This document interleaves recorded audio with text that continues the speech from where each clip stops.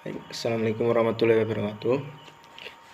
Saya Agung Laksono dan rekan saya Nisaul Mufidah dari kelompok pertama. Sini kami akan mempresentasikan tentang unsur kimia. Sebenarnya untuk unsur kimia, yakni merupakan suatu zat kimia tunggal yang tidak dapat diubah lagi menjadi zat yang sederhana. Unsur tersusun atas partikel bermuatan negatif, yakni elektron, partikel bermuatan positif atau proton, dan partikel yang tidak bermuatan, yakni neutron. Seluruh materi yang terdapat di bumi tersusun atas berbagai unsur kimia. Semua unsur memiliki peran masing-masing demi keberlangsungannya hidup di bumi. Terdapat kurang lebih 118 unsur yang telah ditemukan di alam dan telah teridentifikasi 98 diantaranya menjadi secara alami. Di dalam Al-Quran terdapat ayat yang menjelaskan tentang unsur kimia, yakni ada dalam surat Al-An'am ayat 125 yang berbunyi, "Famay yuridillahu ay yahdiyahu yasroh sadrahu lil Islam, wa may yurid ay yudillahu yaj'al sadrahu dayyiqan harajan ka'annama yas'adu fis sama, kadzalika yaj'alullahi rijsa 'alal ladina la yu'minun." Yang artinya, maka siapa yang Allah kehendaki mendapatkan hidayah, dia akan melapangkan dadanya untuk menerima Islam. Siapa yang dia kehendaki menjadi sesat, dia akan menjadikan dadanya sempit lagi sesak, seakan-akan dia sedang mendaki ke langit.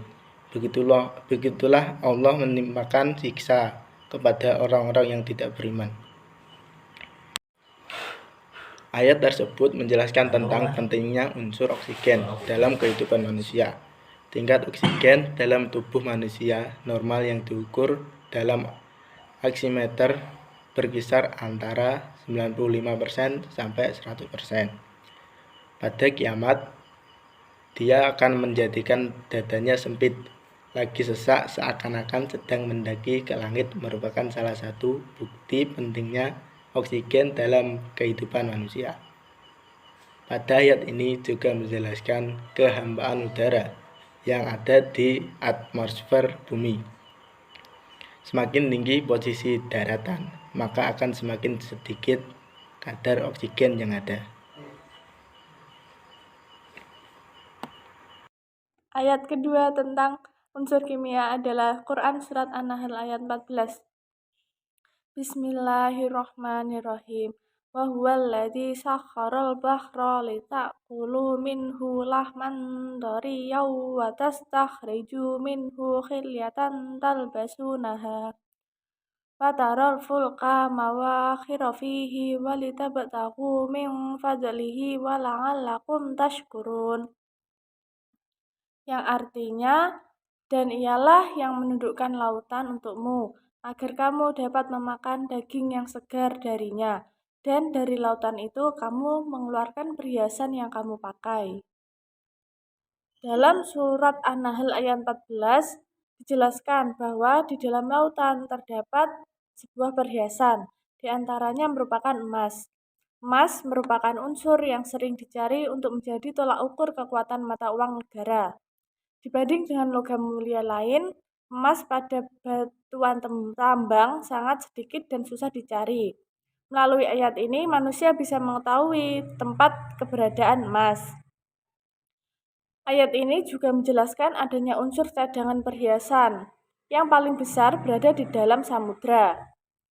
Ayat ini merupakan petunjuk Allah bahwa di dalam lautan terdapat perhiasan seperti mutiara, ambergris, dan emas. Surat ketiga tentang unsur kimia adalah surat Al-Insan ayat 21. Bismillahirrahmanirrahim.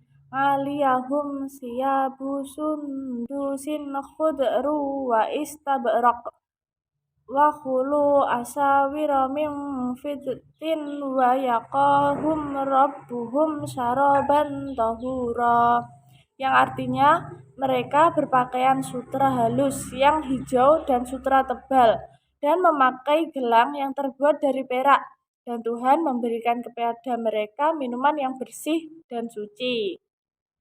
Quran Surat Al-Insan ayat 21 menjelaskan tentang adanya unsur perak.